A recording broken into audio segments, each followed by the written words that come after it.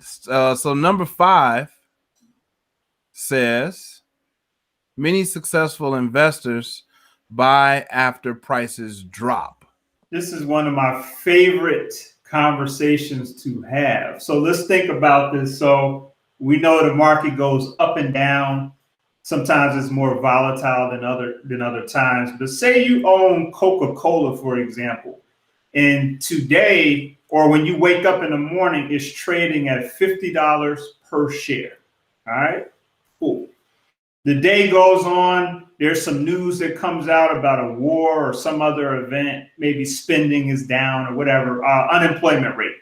The unemployment rate is something that directly ties to the performance of the stock market a lot of times. So say a report comes out about unemployment rates rising. Okay, so they're going up. And then consequently, the Coca-Cola shares dropped from $50 a share down to $41 a share. Would you personally, Big Stu, take that as an opportunity, or would that scare you and say you probably say, no, I don't want to mess with that? 50 down to 41 in one day. Well, I'm gonna play your game a little bit. Initially, it's like, oh crap, I'm losing money. Let me get out. Let me stop the bleeding. Okay. But imagine Ralph Lauren having a blowout sale. There you go. Yeah, I like that. I love that. All right. Yeah, you walk in, there's a blowout sale going on. 60% off. Can't pass it. Yeah.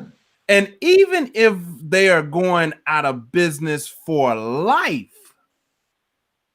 would you go buy as much as you could, or would you say, they're trash, they're going out of business, they lost money, they're giving their stuff away, I don't want it? Well, you know me when it comes to the Ralph Lauren. I'm going in there, I'm gonna make it happen. You know, I don't even know if I could restrain myself if I knew they were in, because if it's 60% off and they're going out of business, it's probably gonna go lower than that. Might be 80. So yeah, I'm gonna go in there and make it happen for sure.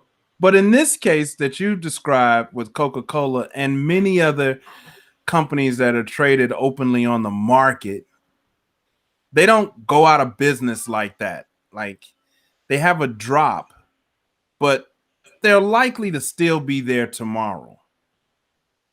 So I see it as a temporary sale on your favorite product.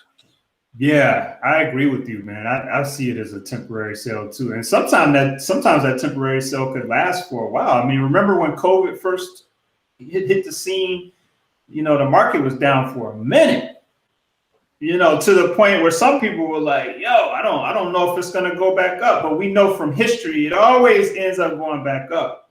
But emotionally, and we're gonna talk about emotions a little bit later on, but emotionally, some people just can't take that risk. They can't go there mentally to believe that it's going to actually go back up. So they pass.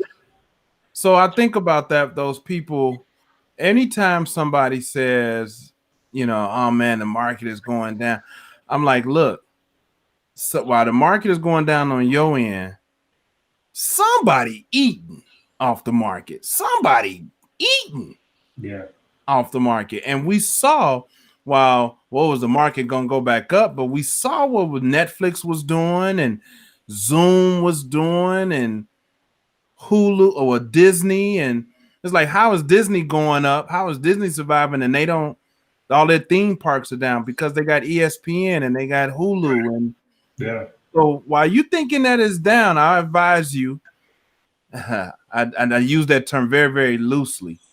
I don't advise you to do anything, but as you're thinking about, I don't advise you to do anything. Big Stu is not advising you at all. I do not advise you. But what I do is, when I see that a particular side of the market is going down, I'm looking for where is it going up?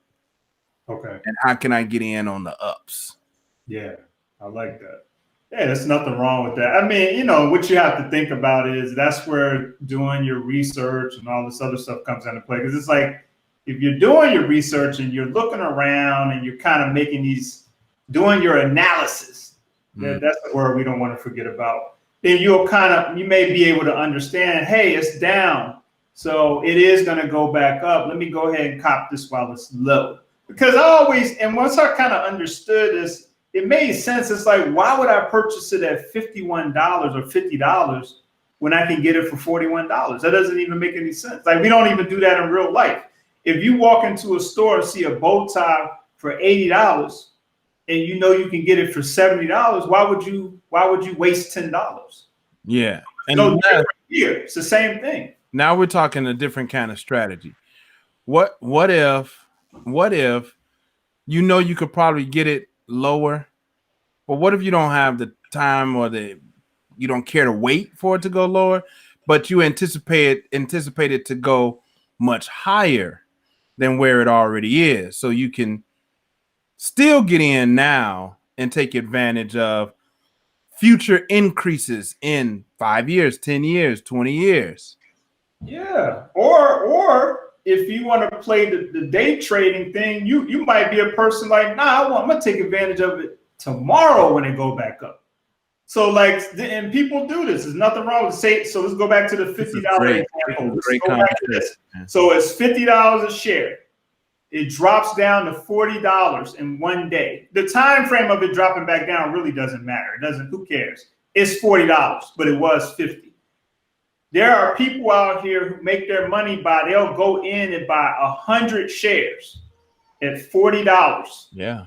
Hold it for another day or so when it goes back up to where it was or higher. Yeah. Or even in the middle. It might go from 40 to 45 and they immediately sell and make a profit. Quick money, free money.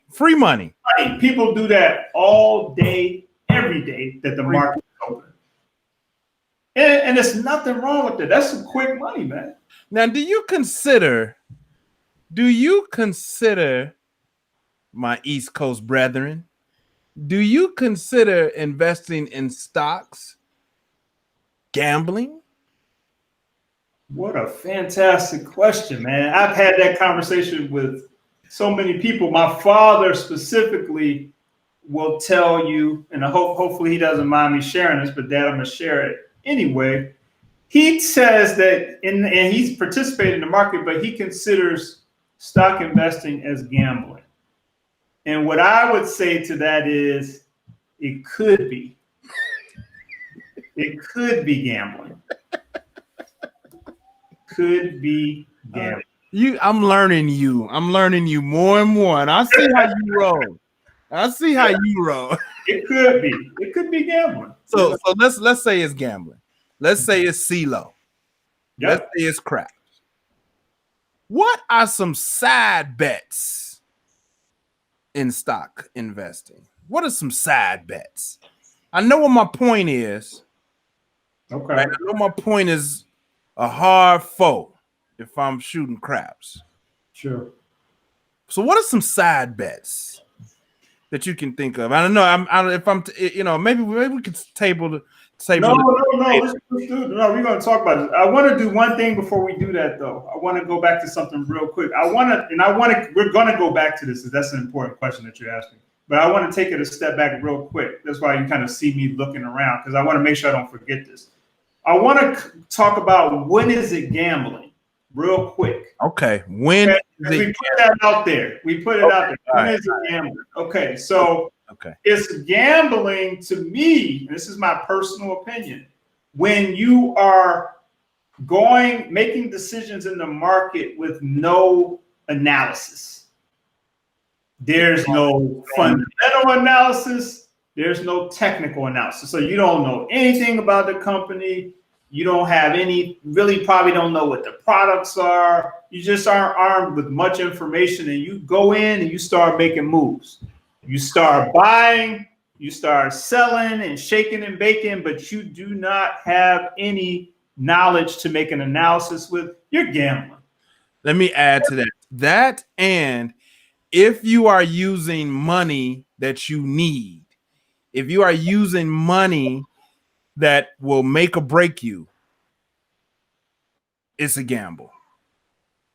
Now I agree with you. So now there's people out there who will say, well, wow, that doesn't make sense because people gamble on horses and they do a ton of research on the horse. What would you say about that? I agree. I agree with you 100%. I personally see it as very, very similar to riverboat gambling, to horse betting, to, shooting craps. Okay. It's a game of chance, but with a little bit of research, the odds, depending, is always depending. I think it's a safer bet. I think it's a safer gamble in stocks. Let me push on this a little bit because I'm really curious. When you used the word just now, what did you really mean by the gamble, though? What are you really saying? You're taking a chance with your money. You're taking money on a chance to come back with more money, and there's a chance you might not. So are we saying that? So would you say, I don't want to put words in your mouth, are you saying that the stock market is a gamble then? Absolutely, 100%. I personally believe, Big Stu says, Professor Stu, Big Stu, Scott Stewart, depending on how you know me, says, I believe, yes, it's just a gamble. It's no guarantees. There's no guarantees that you're going to win. Okay. Yeah, it's a gamble. Okay. It's a gamble. It's a gamble. It's like life, huh? It's a life. Yeah, it's a real thing. Okay. But I like the odds. All right. There's nothing wrong with that. I mean, hey, I thought about this as you were talking, right? It's like I would liken it to this, and I'm horrible at giving these sort of analogies or comparisons, but you have a child, right? We both have children. We both have several children. You can do this for your child. You can do that for them and put them in Juilliard and this and all this different stuff, right? But at the end of the day, you or I do not know how your child is going to turn out. You don't. You can put them in a position to be successful, and there's nothing wrong with that, but still, who knows? And so the stock market, to me, is not that much different than that. Now, I hope that our followers don't use this as a reason to not. Look, it might.